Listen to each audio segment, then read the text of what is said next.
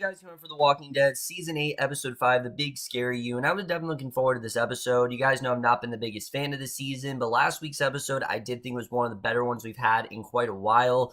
It was a great episode for Ezekiel. It really did show, who he becomes when everything is stripped from him. So I was thinking, because of how focused it was on Ezekiel, this episode was going to get us back into the swing of things, and it didn't, actually. This episode was much more focused on the Saviors and their kind of faction that they've created and kind of what they're doing to prepare for the war and also what's going on during the war. And I did think this was an insightful episode. Was it totally necessary though? I don't honestly know. I don't think this episode was completely necessary, but I think it makes sense because we haven't seen the Saviors in a long ass time, like on their own. So I thought it made sense why they did do this here. But let's just get into this episode because I do want to talk about it. So we start off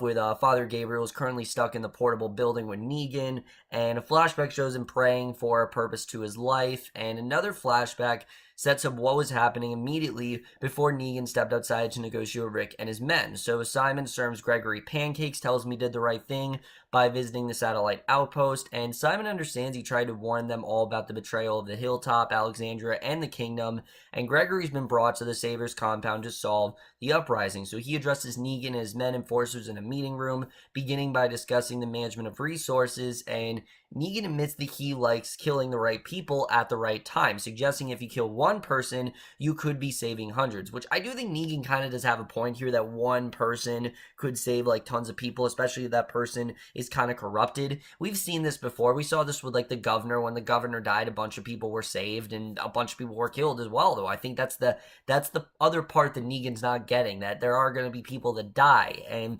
Gregory figures that's why Negan's group is called the Saviors, that essentially, they're killing someone, sacrificing someone to save an entire colony. So Dwight excused himself for a smoke, acting like he doesn't want anything more to do with Gregory, when we know in reality Dwight is actually a double agent. He's working for Rick and his group, and I don't think they're showing enough of that. Dwight's an interesting character, and I think they could be doing a lot more with him, but they're just not at this point. It is kind of frustrating, but Gregory assures Negan he can stop this betrayal before it happens. He'll kick all the Hilltop people out who don't fall in line, but Negan's not sure that Gregory actually is in charge any longer, and Gregory says he's always been the guy, and I like this, because, Gregory's always been in charge of the Hilltop, and he's always had some sort of agency there, but now he really doesn't, and Negan wonders why Gregory didn't know about Maggie leading an army. Negan also believes Gregory's being a typical politician, playing both sides, and Gregory keeps reiterating he's always been loyal to Negan, and Xander Berkeley did some great work in this episode. Not a huge fan of Gregory as a character, but I thought his performance was very strong here, and I did like what they did with him. He keeps reiterating that he's always been loyal to Negan. Simon believes him. Simon suggests to Gregory he needs to make Negan believe him. He needs to do something just to show his loyalties. And Gregory blames everything on Maggie taking advantage of him. Simon thinks they can send in enforcers to back up Gregory, returning everything to how it should be. So Negan pounds the table, yelling the people are a resource and the foundation of what they're doing here. He asks Simon if he's confused about who's in charge and if he's backsliding, and Simon says no, it's just a pronounced event in a fragile moment. Negan agrees and adds that they must win it all, and they have to do what they can to make sure that they are the ones that win. And I did like seeing this. I like getting more into, the courage that they have and really what motivates them to win, because obviously, Negan is such a powerful force that you can see that he's really rallying everyone, but this really does show why certain people have chosen the Saviors, and I really did enjoy seeing that scene here, and I did think this was definitely really well done. So basically, he establishes that plan A is going to be to take Rick, the Widow, that being Maggie, and King Assface, that being Ezekiel, alive, and then kill them the right way, and he wants everyone to watch as they die, which I guess kind of makes sense since Rick, he is the leader of Alexandria, Maggie's the leader of the Hilltop, and King Ezekiel's the leader of the Kingdom. So if you get rid of all of them, then the Saviors can just pretty much take over, and I did like the way we got to that here. So Negan's talking, the sound of gunfire is heard outside, Negan sees the cars outside of armor, decide they need to chat with the rebels, and basically we're now caught up. We go back to current events where he attacks Gabriel in the trailer. He takes Gabriel's gun, amused that it has a full clip, and the building is completely surrounded by walkers at this point. And as time passes, Negan says that Rick is an asshole, and Father Gabriel replies by calling Negan an asshole. So Negan tells Gabriel it was Rick who caused Glenn's death, and then he asks why Gabriel stopped for Gregory. And Gabriel says it wasn't a pointless decision. There had to be some reason he did what he did, and Gabriel says that he's there to take his confession. And I thought that stuff was particularly very strong with Gabriel. You can tell that Gabriel, he's doing what he can to kind of ally with Negan, but at the same time, I think he is most loyal to Rick. I think he does want to get out of there, and I think we are definitely seeing that. So my biggest complaint in this episode, once again, is that we just didn't get enough of this plotline. It should have just been this plotline here. But no, we have to go back to Rick and Daryl, and this was just kind of dumb. They're questioning the Savior, who is still alive from the truck. He says that everyone was killed at the complex except the King, the Axeman, and the short-haired lady. Those three are the only remaining fighters, and Rick is stunned about this, that they're the only ones alive. So Negan believes if people think he's dead, a lot of people will die because he's not there to stop it. He claims that he has nothing to confess and asks Gabriel why he became a priest, and Gabriel did it because he loves God and people and wanted to help them over rough times. Unfortunately, that just doesn't really have a role when these people are kind of heartless and they've kind of have thrown their morals out the window. And, Gabriel's one of those men who has kept his morals intact, and he doesn't understand it. So the Savior's leaders meet without Negan. Simon reminds him that they're all Negan. It doesn't matter if the real Negan's not there. And Regina wants to send out a fence crew to clear a path. Eugene disagrees, saying that they'd be killed in minutes. And Regina thinks that they would use the workers as distractions, sacrificing them so they could send out small towns to warn the rest of the Saviors. And I get what she's talking about here. That basically, that they all are kind of their own leaders, and Eugene shoots this idea down quickly. Regina suggests putting Eugene out there on the line, that maybe they should just sacrifice him, but Eugene is not willing to do that. He does not want to sacrifice himself.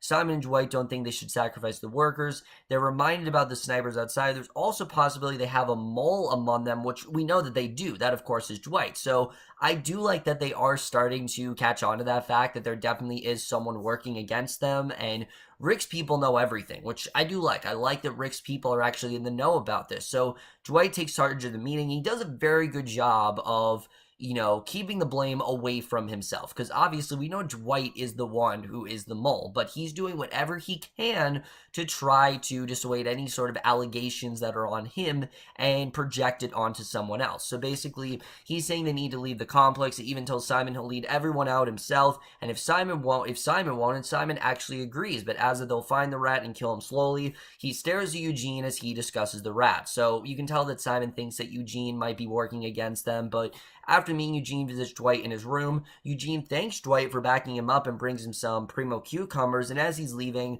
Eugene says he understands he's the prime suspect and doubly happy that Dwight's watching his back.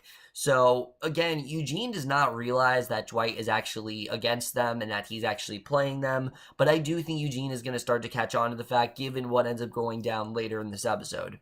So back in the middle with Negan, Gabriel's discovered Negan helped kids before the zombie apocalypse, and Negan used to show kids the way so they wouldn't turn out weak. And Negan then admits he's weak, but killing the innocent isn't why. And as they speak, a walker then punches through a wall. And this was one of those moments where I'm like, why couldn't we have gotten a Negan-centric episode? Like, I really want to go into Negan's past. It should be 2 episodes, honestly, of us seeing Negan's backstory. They did it with the governor. Let's do it with Negan. I don't see the reason not to. I mean, we should honestly, this should have been, episode 5 should have been the beginning Negan backstory, and episode 6 should be the conclusion of it. Again, similar to what they did with the governor. That's how this really should play out here. But basically, we see Negan wants to wait to see if they're rescued before using any bullets. Negan says it's not how he's weak, it's why he's weak that's important. He took the Saviors over and brought them all together. And the former ruler let the Saviors be weak, and he has made them strong. So, essentially what we're dealing with here is sort of a story where, when their leader dies,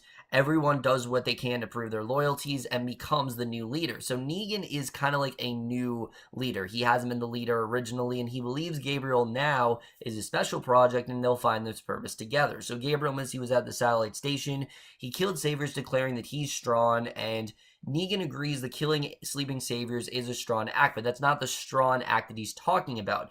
Gabriel wants Negan to explain why he calls himself weak, asking if he wants absolution. He keeps asking him to confess, but Negan says he didn't kill anyone who didn't need it, and he feels that anyone who died needed to, and even the workers treated like slaves are that way for a reason. So Gabriel brings up Negan's wives, and Negan responds by saying all the women have made their own choices and that he had no bearing on their decision, which I very much call bullshit on. I think actually Negan did have a lot of influence in their decision, but Gabriel asks about Negan's first wife. He attacks Negan from behind, grabbing back his gun, missing when he shoots, and Negan fights back, kills the walkers who are poking through the wall, and as he's distracted, Gabriel hides in a room inside the small building, and I honestly thought Gabriel was going to get in that moment. I really thought Gabriel was going to die in this episode because it just seemed like that's what they were setting up, that this was going to be Gabriel's downfall, even though, he was loyal to Rick till the very end.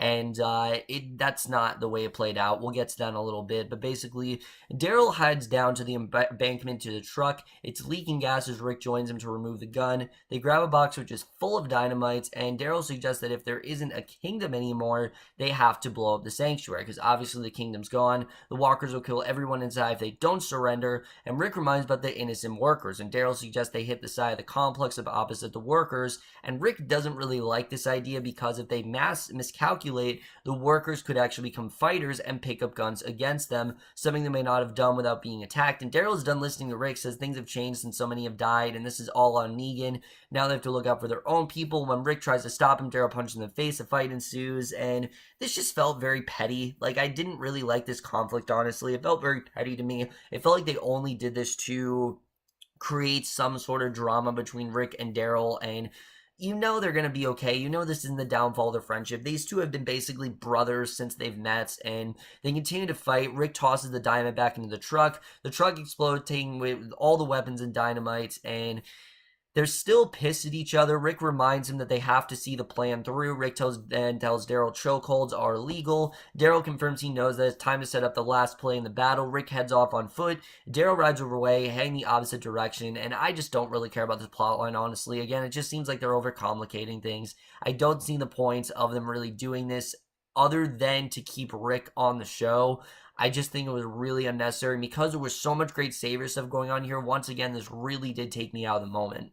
So Negan then speaks to Gabriel through the door, telling him people are a resource and they have each other, and if they make it inside, they will live. So Negan says he can also just kill Gabriel now if he doesn't want to work together. And like I said, I thought Gabriel was really going to get it. I thought Gabriel was going to prove that, he was disloyal. And to Negan, if someone's disloyal, that means they need to die. That is a sign that they need to be killed. So Gabriel admits through the closed door that he locked his congregation outside and listened to them die. He failed them, failed God, and was a coward. And he's working to lessen that sin. He offers Negan a pardon that if they work together as equals, destroying him is the only way to a future. But Negan must confess his sins first. So Negan thinks Gabriel did spineless shit. He talks about his first wife, his only real wife. Death did part them, but he admits that he first lied and cheated on her. She was sick before the zombie apocalypse, and once she died during the zombie attack, he couldn't put her down. That's why he considers himself weak. And again, to me, I just really wanted to see flashbacks here. I wanted to see Negan, before he was a savior leader. I wanted to see who he was before the apocalypse, and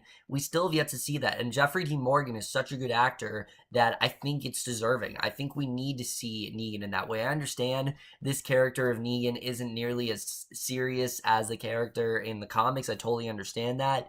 But to me, I feel like it would make so much sense to do that. They did it with the governor. They've done it with other villains. Why not do it with Negan? I just don't understand why they're just not doing it with him. But Gabriel leaves the room, forgives him. Negan punches him in the nose, but hands him back his gun. Negan begins cutting up a walker, and Gabriel helps him as they spread zombie fluids all over themselves. And covered, they bang on the walls, attracting more walkers. They open the door and allow them in. The walkers pass in on them as they scuffle inside. Gabriel and Negan make their way through the zombie horde, and Gabriel stumbles but rises. And one walker attacks Gabriel. Negan actually defends him, and it becomes an all-out battle for survival as more walkers attack. And I like this because it shows how loyal the Saviors are. Like, if you pledge your allegiance, then you're kind of safe, and everyone's looking out for you. So the savior leaders meet, learn no supplies have been delivered, the outposts have been attacked. Another savior arrives to warn them the workers are coming upstairs. Simon goes down to the hallway to meet them, reminding them they're supposed to stay on the ground level. He wants to go back to the factory floor. The workers ask when the power will be turned back on. Simon soon becomes upset with the workers and ready to kill at least one of them, and the workers remind him they do the work, the Sabers protect them. Once more, they're told to return to the factory floor. The workers ask about Negan and if he's dead, and soon it gets very rowdy in the hallway. More people are yelling out, asking about Negan, not knowing what's happening. Regina fires her gun, says that she's Negan, and just then, and this is a really good scene because it shows what could happen if Negan is gone. If Negan leaves this compound, it's all out chaos, and everyone wants to become Negan. It is a fight to the death until someone has that title. That is really how spineless and how thoughtless this group really is. But honestly, that is how groups like Negan function. When you have that one leader, everyone wants to become like Negan. And luckily, Negan does actually appear. Then they make it down to the hallway. Negan declares he has a leather jacket, has Lucille, and has a steel nutsack. He wants a shower and a meal and a massage. Then he'll attend to some serious business. He wants to talk to his right-hand man, Simon, to figure out how this happened. And the workers are thankful for his return. Gabriel looks shocked at their reaction. He didn't think that they were going to react that way. He didn't think that they really, like Negan all that much, but he sees that they do. And I think, again, it's just because Negan's a very good speaker and he's very good at rallying people in, similar to how he did with Eugene and how it seems he's done with Gabriel. So Negan instructs his men to gently lock Gabriel up. Negan and his team meet once again. They determine the guns used by the rebellion were stolen from the armory. This is definitely an inside job, and Eugene figures out it's Dwight, but he doesn't say anything. So he knows that Dwight has to be the one that is an inside man, and he is protecting him at this point, though. So Rick's then walking toward the next stage of battle. A helicopter flies over his head. Yes, it's a helicopter. I don't know what the hell's going on there, but I don't care about this. But Negan takes Eugene aside, lets him know if he solves this thing, he'll make him very happy. And if he doesn't solve it, he'll kill Eugene quickly when they run out of supplies. And Negan assures Eugene that either way, he has his back. So Eugene delivers a pillow, offers other supplies to Father Gabriel, minding him through the door. They're traveling companions who've eaten their dog together. He keeps knocking on the cell door, but Gabriel doesn't answer. Eugene finally locks it to find Gabriel's in bad shape. He's sweating and shaking, and Eugene tells him he needs him to get him to Dr. Carson. Gabriel says that's why he's actually there, because they need to get Dr. Carson out of there because, Maggie is an urgent need, and that is the way this episode ends. So, like I said, guys, I honestly really did enjoy this episode. There was a lot of really cool stuff going on here, particularly getting more into the mechanics of the Saviors and the way they really do work. I mean, you see Negan, and he's such a powerful leader that he's basically got everyone wrapped around his finger, and he's just, again, a very good talker. He's able to get someone into his group.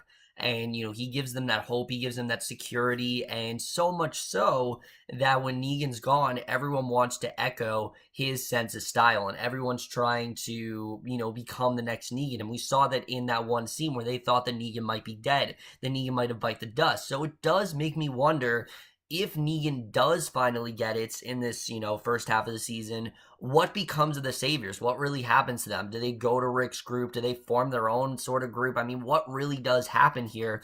We found out that Negan is a new leader. Like, there was a previous leader, and then Negan took over because he showed his loyalties.